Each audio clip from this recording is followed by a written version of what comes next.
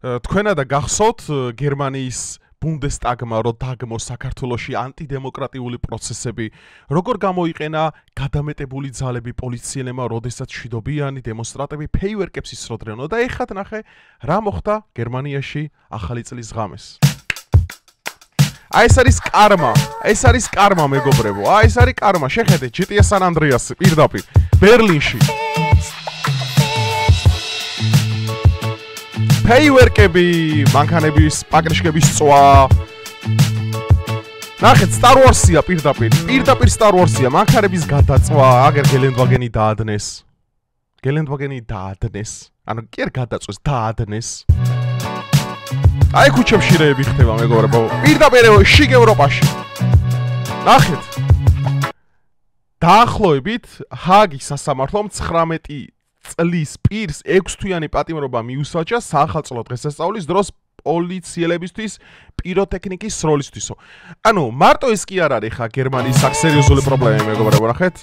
ანუ დღეს მე და თქვენ და ჩვენ უნდა ვისაუბროთ რა არის დღევანდელი ევროპული და განსაკუთრებით ევროკავშირის მთავარი დამფინანსებელის, მთავარი კონტრიბუტორის გერმანიის მთავარი პრობლემები. უნდა ვისაუბრო მოახლოებულ არჩევნებზე, მიგრაციის კრიზისზე, გაზრდილ ენერგო გადასახადებზე და სხვა მრავალ პრობლემებზე, რომლებიც თვითონ აწუხებთ კაცო და მე მეუნებიან არადემოკრატიული არჩევნები გაქვთო და არადემოკრატიულები ხართო და ველურები ხართო და ასე შემდგომ. მოკლედ დალაიქეთ ვიდეო, გამოიწერეთ არხი და რაც ყველაზე მთავარია, გაუზიარეთ მეგობრებო ვიდეოები, ჩემი ვიდეოები მეგობრებს.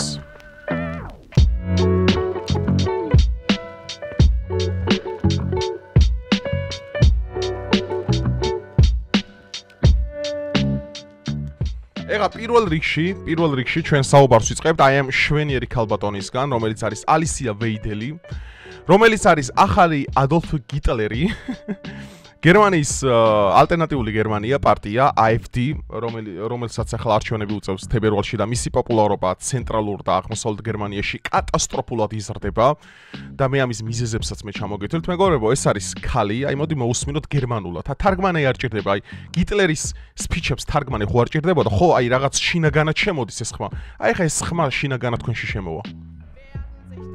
Wie Sie hier reagieren, wie dieses Land hier geradewegs an die Wand fährt durch Ihre Politik. Und wenn Sie nicht willens oder fähig sind, Ihren Kurs zu ändern, dann treten Sie nicht ab. Denn das wäre das beste Entlastungspaket für unser Land. ესეთი ევროპა მინდა, ესეთი გერმანია მინდა. აი თარგმანი ხო მიხვდით უკვე რა თქვა ეხა ამ ადამიანს. ხო არ ჭირდება ამას გადათარგმნა. რატო არ თარგმნიდნენ ჰიტლერის სპიჩებს ძალიან დიდი ხნის განმავლობაში? იმიტომ რომ ეს პირდაპირ ჩაგესმის.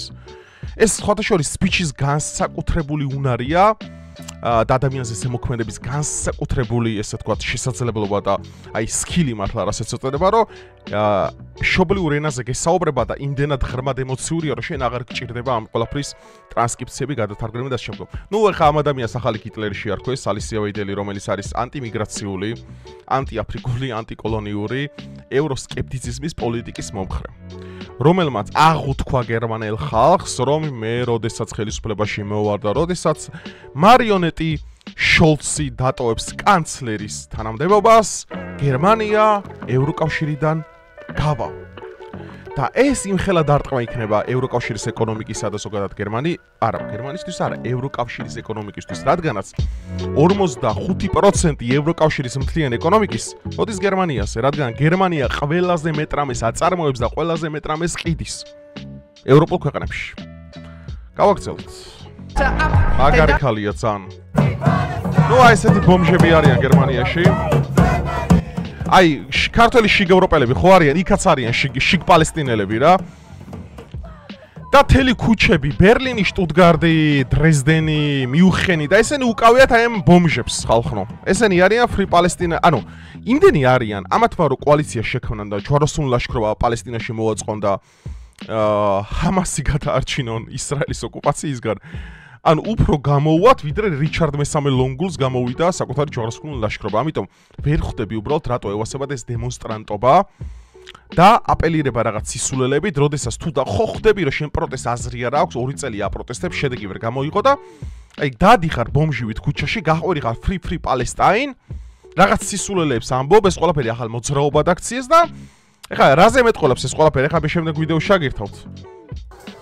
აი ხავარეთ, აი ვაგზელის მეტრო რო არის აქ, ხო იცით? აი ხო მოხდა რა შიდად ინციდენტები და რაღაცა რა. ძირითადად ეს ბანდები აქ არიან სულ არაბები, თურქები გერმანიაში რა, იმიტომ რომ 2015 წელს ანგელა მერკელმა, ანუ გერმანიის დამაქცეველმა ქალმა, რომელსაც ასევე წვრილი მიუძღვის 2008 წელს ბუქარესტის სამიძე, სადაც საქართველოს და უკრაინას უთხრათ, კარგად იყავით, თქვენ ნატოს წევრები ვერასდროს ვერ გახდებით, და ჩვენ მივიღეთ საპასუხოდ რუსეთისგან აგრესია და უკრაინა მომის შემდგომში, ესეც ევროპის ბრალია, რა თქმა უნდა. მოამძლავრა 2015 წელს, როდესაც გერმანიამ ყველაზე მეტი ლტოლვილი მიიღო. ხო. მარტო ერთ წელიწადში 1,500,000 აფრიკელი მიგრანტი ჩაბარდა აზულს. ეს აზული არის, რო იცოდეთ. აი ბანაკები, ხო? აი როგორც საერთაშორისო თავშესაფრის მოთხოვნა იმის გამო, რომ მაგალითად ჩვენ ქვეყანაში ვითომ გავიწროებენ, ამ დროს მიდიხარ ეწერები და რაღაც სოციალურ დახმარებებს გაძლევენ და მოკლედ ანუ ხელფას გიხდიან არაფერში რა, ვითომ პოლიტიკური და სოციალური მიზნით შევიწროებული ხარ შენ სამშობლოში. ხო და ეს აზულიანტები, კაროჩე, მომძლავრდნენ გერმანიაში, თურქები, სალონები მაგათია, რესტორნები მაგათია, ბარები, ყველაფერი მაგათია. ასევე არაბები მათ შორის და ჩვეულებრივი დასახლებები, კვარტლებია უკვე გერმანიაში და ანუ ამ მიგრაციულმა პოლიტიკამ მარტო 2015 წელს 1,500,000 ადამიანი რო ჩაბარდა. ეხლა თქვენი ანგარიშეს 15-დან დღემდე რამდენი წელია გასული და გერმანია ზღია პოლიტიკა აქვს ამის მიმართ. ღია საიმიგრაციო პოლიტიკა. მათ შორის არალეგალ მიგრანტებზე აღარ ვამბობ. საფრანგეთში და გერმანიაში 52.5%-ით გაიზარდა გაუპატიურებებისა და ორგანიზებული დანაშაულის ციფრი, რომელთა დიდი ნაწილი მოდის არალეგალ მიგრანტზე ეროვნებით და თავისი შინაარსით აფრიკელებსა და არაბებზე. ნუ თურქებზე ნაკლებად ვიტყვი, იმიტომ რომ თურქები უფრო მშრომელები არიან, მოდი ასე ვთქვათ და თლათ ნუ იქნებით რადიკალები. მაგრამ ეგეც ძალიან დიდ პრობლემებს ქნის, იმიტომ რომ თურქების ძალიან მაგრად არიან მოდებულები გერმანიის. ანუ კითხვა ისმის ლეგიტიმური. ხო ნახეთ, აი ქუჩები ამათია, ბარები ამათია, რესტორნები, მეტროები ამათია. აი მოდით ხარ რა ერთმა კაცმა აქ დაიყვირა ესეთი რაღაც. აი მოდი აი მოусმინოთ ერთად რა. შეაგინა ამათ ვიღაცებს ხوار გაგონებთ შემთხვევით. აი ქართულ შიგ ევროპელებს ხوار გაგონებთ. Free Palestine-ის მიმდევრები. ნუ გერმანიის პოლიცია უძლურია, რა თქმა უნდა, იმიტომ რომ და საბოლოო ჯამში რას იღებენ ესეთი შედეგით 2000 აი ეხა დაახლოებით 2 თვის წინ მოდიშით გავრცელდა ვიდეო, აი ეხა მოგასმენინებთ, სადაც ერთ-ერთი გერმანელი ეროვნებითა და შინაარსითა და კანისფერი და ყველაფრით გერმანელი, ანუ ეთნიკურად გერმანელებმა მოაწყეს პროგერმანული ულტრამემარჯვენე ესე ვთქვათ პარტი ერთ-ერთ აგარაკზე. შესახილები რა იყო მოგასმენინებთ და თან გითარგმნით. Foreign ანუ უცხოელებო გაეთრიეთ აქედან გერმანია მხოლოდ გერმანელებისთვისო. უცხოელებო გაეთრიეთ გერმანია მხოლოდ გერმანელებისთვისო. და ეხლა უყურეთ რა ხდება? ეს აკეთებს ერთ-ერთი გერმანელი ახალგაზრდა მისალმებას დააკვირდით. აბა რამეს ხო არ გახსენებთ ისტორიიდან, აბა გონება დაწაბეთ. მისალმების ამ ფორმას, რასაც ეხლა ეს აკეთებს. ალბათ დაამოღამეთ უკვე აღარ არის ჩემი. და აი ესეთი გერმანია მინდა მეგობრებო რა. აი ერთ სურათში იყო ყველაფერი. ეს არის Rich Party ულტრამემარჯვენეების დღესასწაული, რომ გერმანია ეკუთვნით გერმანელებს. ხო, ნუ ამ გოგონას უკანალმა არ დაგაბნიოთ მაინდა-მაინც, იმიტომ რომ ეს აი ესეთი ლამაზი როა და ესეთი ლამაზი ფორმები რო გააჩნია და ქერათმა ესეთი კანისფერი, ესეთი აღნაგობა და ყველაფერი, ეს ყველაფერი აი იმ კაცის დამსახურება, იმ ავსტრიელი მხატვარის, რომელმაც გენეტიკა და გენოფონდი გერმანელებს შეუნარჩუნა, მაგრამ სამწუხაროდ დღეს გერმანელები არიან გადაშენების პირასთვიდან გერმანიაში, რადგანაც მათი ეკონომიკის უდიდესი ნაწილი აი ესეთ ლამაზ გერმანელებს კი არ ამრავლებს. არამედ ამრავლებს აფრიკელ მიგრანტებს, თურქებს, ჩასახლებულებს და აზულიანტებს. ჩვენ ესეთი ევროპა გვინდა? რა თქმა უნდა არ გვინდა ესეთი ევროპა. გადავიდეთ შემდეგ ვიდეოზე. Because we see that this country is in need of real reforms. აუ, გერმანია მიხვდა რომ ამ ქვეყანასო თურმე ჭირდებაო ახალი რეფორმებიო. აი მე ალისია რას მელაპარაკები. Let's have a look at Germany. შევხედოთ ეხლა ლანდელ გერმანიას, მე გითარგმნით ეხლა ყველაფერს. Now, where it stands after 20 years, after 16 years of Angela Merkel. აი, ბოლო 20 წელს განმავლობაში შევხედოთ 16 წლის ანგელა მერკელის მართლობას დავაკვირდეთ გერმანიაშიო. And after 3 years of the traffic light. ეს traffic lights ეს შოლცის კოალიცია არის, ეს 3 წლიანი მაგათ მართლობასო. Germany is not in a very good state. გერმანია არ არის კარგი სახელმწიფო, აღარ არის ბოდიში. We have the highest energy prices worldwide. ჩვენ გვაქვს ყველაზე მაღალი ფასები ენერგომოხმარებაზე მსოფლიოშიო. ანუ წარმოიდგინე, ყველაზე მეტი რამე გააგდამდოს ყველაზე მეტ კომუნალურ გადასახადს იხდი გერმანიაში, მათ შორის ბოლო წლებში, როდესაც რუსეთის გაზზე უარი თქვეს და ამით სერიოზულად იზარალეს თვითონ გერმანელებმა. რავი, გერმანიაში ვინც ცხოვრობს დამეთანხმებით მოგეში. We are in the middle of a migration crisis. ესეც უცხო ხო არ არის? აგერ მშვენიერმა ქალბატონმა ალისიამ განაცხადა, რომ ჩვენ ვართ საიმიგრაციო კრიზისის ზღვარზე.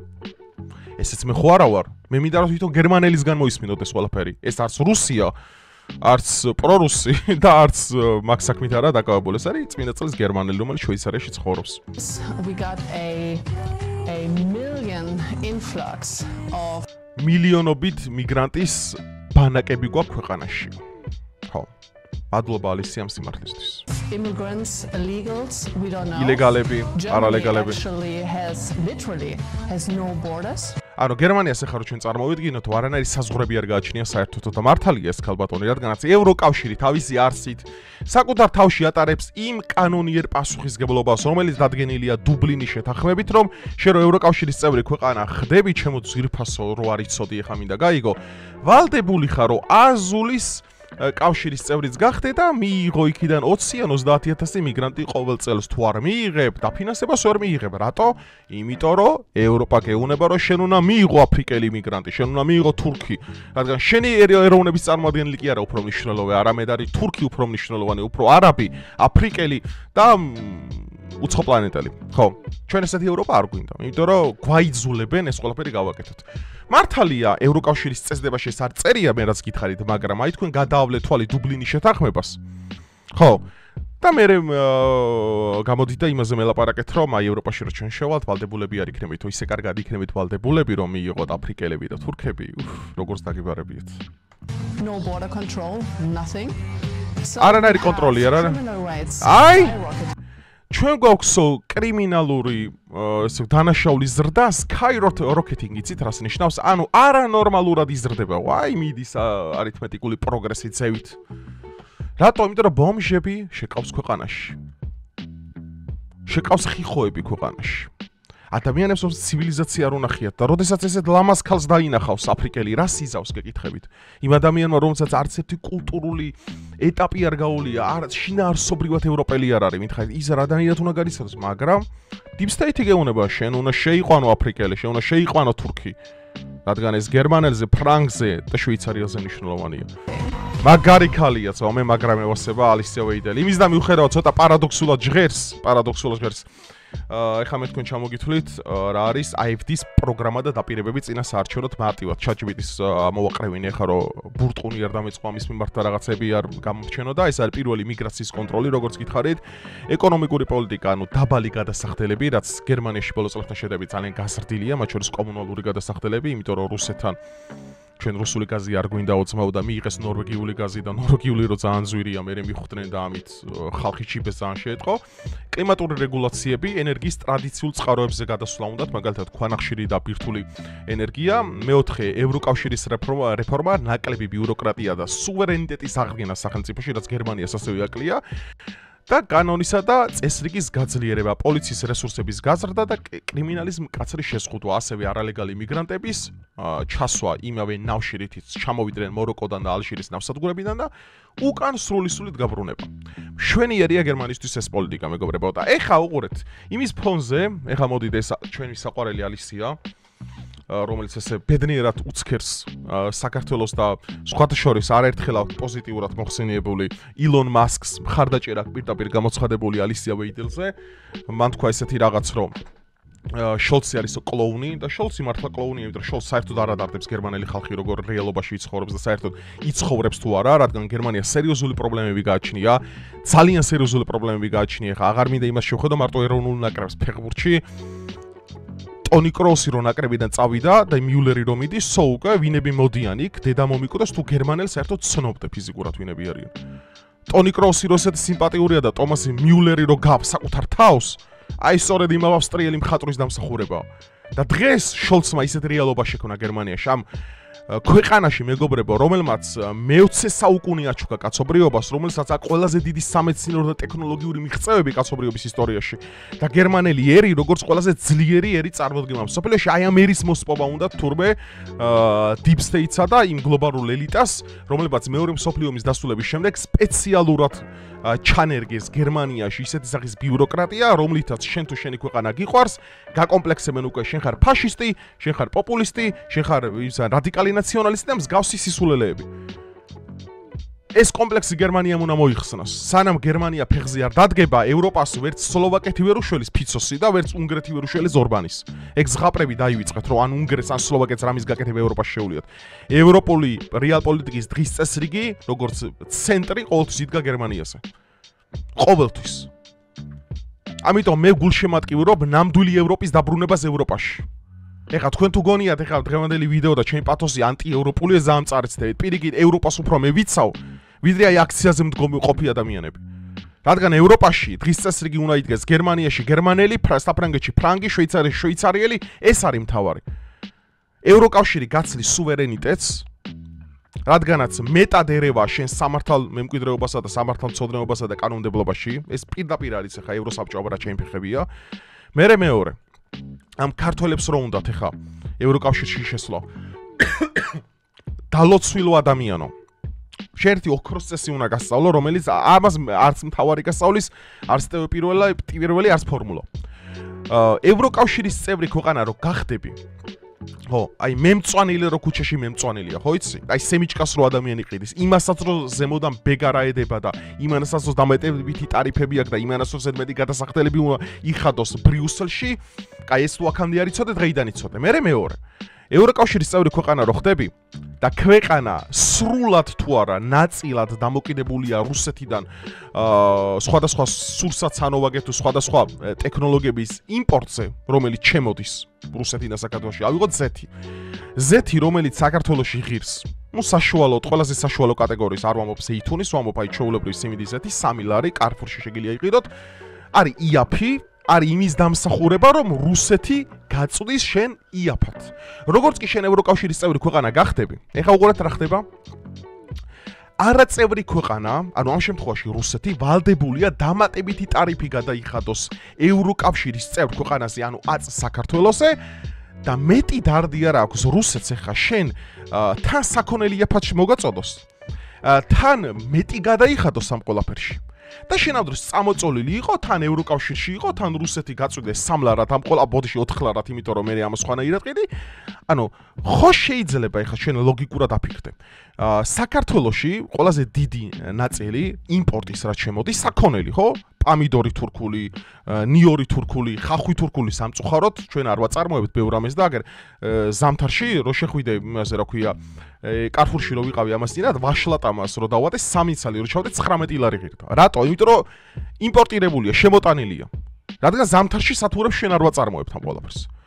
ანუ რუსეთი ყავს ევროკავშირის არაწევრი ქვეყანა, თურქეთი ყავს ევროკავშირის არაწევრი ქვეყანა, ირანი ყავს ასევე, რომელიც ასევე ძალიან ბევრი საქონელი შემოგ. ანუ სულ არაწევრი ქვეყანები გარტყია თავზე და შენ თავს უფრო აზარალებ, ანუ შენ თავს ფასებს შენ თვითონვე უზრდი იმის ხარჯზე, რომ ვიღაცა 18 წლის ნინიკოს დაესიზმრა, რომ ევროკავშირის დროში გასვლა პატრიოტობასთან ასოცირდება? როდესაც ელემენტარული არიციან ევროკავშირში შესვლა რას შველის, რას უდრის, რა გამოწვევების წინაშე დგები. ეს მე ვამბობ ტარიფებზე მარტო. აი ტარიფებზე რას გიშვება ევროკავშირი? აღარაფერს ვამბობ შენ სუვერენიტეტს რო ნაწილს რო თმობ, რო კანონებს კარნახომენა შენ სტაშით უნდა მიიღო. ოჯახური ღირებულებების კანონი უკან გაიწვიეთო ბიჭო. ამას რო შენ ვინმე გეტყვის. ანუ ის დალაგებული და ნორმალურია საერთოდ? ანუ ოჯახის სიწმინდის კანონი არის კაცისა და ქალის ერთობა. კაცისა და ქალის ერთობა. ამას გეუნებ უკან გაიწვიო და თან შენი მეგობრები არიან? თან რომელი ქვეყნები გეუნებიან? აგერ ვეიდელმა ძმაო ისაუბრა, გერმანიას რა პრობლემები აქვს. გერმანიას ვიღაცას კი არა და ეხა თქვენ გეპატიშებიან ამ სიშტერეში და ცირკში გეკითხებით და ჩვენ ამაზე ტაში უნდა დაუკრათ? არა. მე კატეგორიულად წინააღმდეგი ვარ ევროკავშირში ინტეგრაციის. როგორც ღირსებით ასევე, არც ღირსებით მინდა ევროკავშირში. არც უღირსოთ არ მინდა ევროკავშირში და საერთოდ სუცალ ფეხზე მკიდე აქ თქვენი ევროკავშირი. მე უარს ვამბობ საერთოდ ევროკავშირში, აი ყოვლად არ გინდა ევროპა შეიცვალოს, რაც გინდა ის მოხდეს. უნდათ ურთიერთობები, აგერ უვიზო მიმოსვლა გვაქვს, უვიზო, ვიზა ლიბერალიზაცია გაქვს. უნდა ტარიფების დატევა, დაწიონ ტარიფები, რა პრობლემა ეს ევროკავშირის იმიღება შეიძლება, ისრაელი როგორ არის, აბა, სულ არა ევროკავშირის წევრი ქვეყანა, მიდი, აბა, ებლატაონ ისრაელს. რაც მე მაწყობს ევროპასთან ისეც მაგდალაგებული.